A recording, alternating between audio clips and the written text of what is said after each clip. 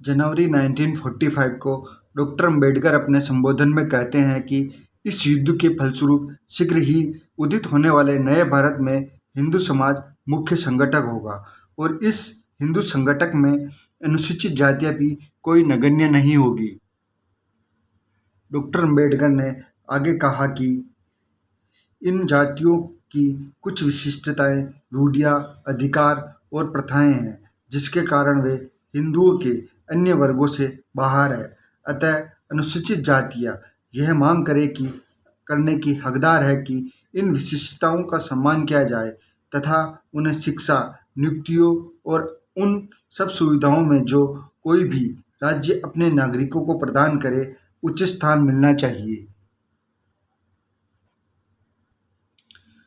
Doctor Ambedkar ने भारतीय राष्ट्रीय कांग्रेस के भविष्य का जिक्र किया और कहा कि महात्मा गांधी के निधन के पश्चात कांग्रेस के टुकड़े हो जाएंगे क्योंकि वे यह नहीं सोच पाते कि कुछ सौ जमींदार या पूंजीपति और कुछ गुमराह श्रमिक नेता मिलकर एक पार्टी चला सकते हैं। जहां तक अंग्रेजों के साथ लड़ाई का संबंध है, वे सभी एक हो सकते हैं, लेकिन जब अंग्रेज चले जाएंगे शून्य पैदा हो जाएगा। जब वे गद्दी पर बैठ जाएंगे और अपनी सामाजिक तथा आर्थिक स्थिति को पुनः परखेंगे तो क्या जमींदार और किसान तथा पूंजीपति एक श्रमिक कांग्रेस के एक दूसरे के साथ रहने के लिए राजी होंगे? इसलिए स्वराज मिलते ही कांग्रेस टुकड़ों में बिखर जाएगी। डॉक्टर अम्बेडकर ने दृढ़ता से कहा, लेकिन अनुसूचित जातियां हमेशा बनी रहेगी क्योंकि वे मूलभूत सिद्धांतों पर जीते हैं। यह कहना कोरी बकवास है कि वे दाल रोटी के लिए लड़ रहे हैं। वे स्वतंत्रता, समानता और बंधुत्व के सिद्धांत के लिए लड़ रहे हैं जिसका इस देश में पालन होना है। अनुसूचित जातियों का लक्ष्य ऐसा सिद्धांत है जिसका भारत ही नहीं विश्व का भी पुनर्निर्माण होगा। कुछ कांग्रेस के मेरे मित्र मुझसे कहते हैं कि यदि मैं कांग्रेस के अंदर से ही देश के व्यापक हित में काम करूं तो मैं एक दिन कांग्रेस का अध्यक्ष बन सकता हूं। मैंने हमेशा यह महसूस किया है कि चूंकि मेरा जन्म इन वर्गों में हुआ है, इसलिए मेरा यह कर्तव्य है कि मैं पहले उनके लिए कुछ करूं।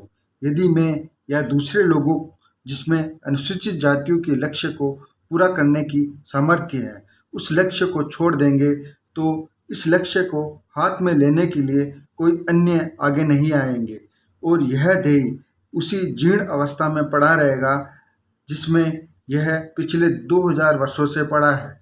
मैं इस लक्ष्य में से इसलिए जुड़ा हूँ क्योंकि मैं इसे एक श्रेष्ठ लक्ष्य मानता हूँ।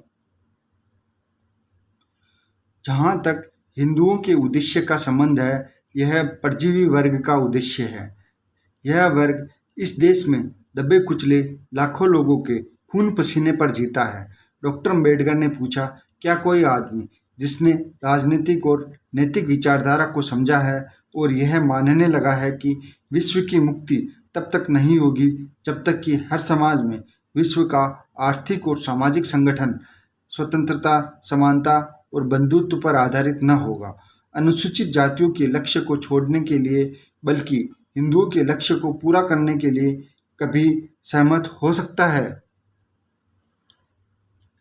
डॉक्टर अम्बेडकर ने आगे बोलते हुए कहा, जब देश की आज़ादी के लक्ष्य पर आए, दुर्बल को सताने का, ताकतवर से छुटकारा और संपूर्ण इंसान बनने का मौका पाने की दुर्बल की आज़ादी में बहुत बड़ा अंतर है।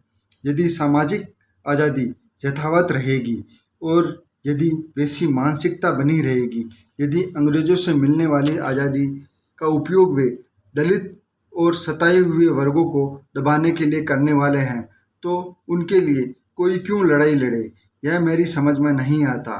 दूसरी ओर यदि आप हमारे लक्ष्य को देखें तो हम जिस सिद्धांत के लिए लड़ रहे हैं यह उस सीमित वर्ग पर आकर टिकता है जो हमारी दृष्टि में है।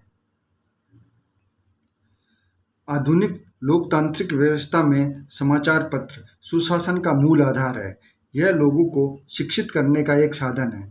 इसलिए भारत में हम अनुसूचित जातियों के लोग सबसे अधिक अभागे हैं, लेकिन हम तब तक सफल नहीं हो सकते जब तक कि सभी अस्पृश्य लोग राजनीतिक तौर पर शिक्षित न होंगे। आगे डॉक्टर अम्बेडकर कहते हैं कि अखबार विधायकों सांसदों के आचरण का समाचार छापने के लिए कुछ जगह दे। इससे उन लोगों के शुद्धिकरण करने का एक महान दस्तावेज बने जो अपने राजनीतिक जीवन से भटक गए हैं।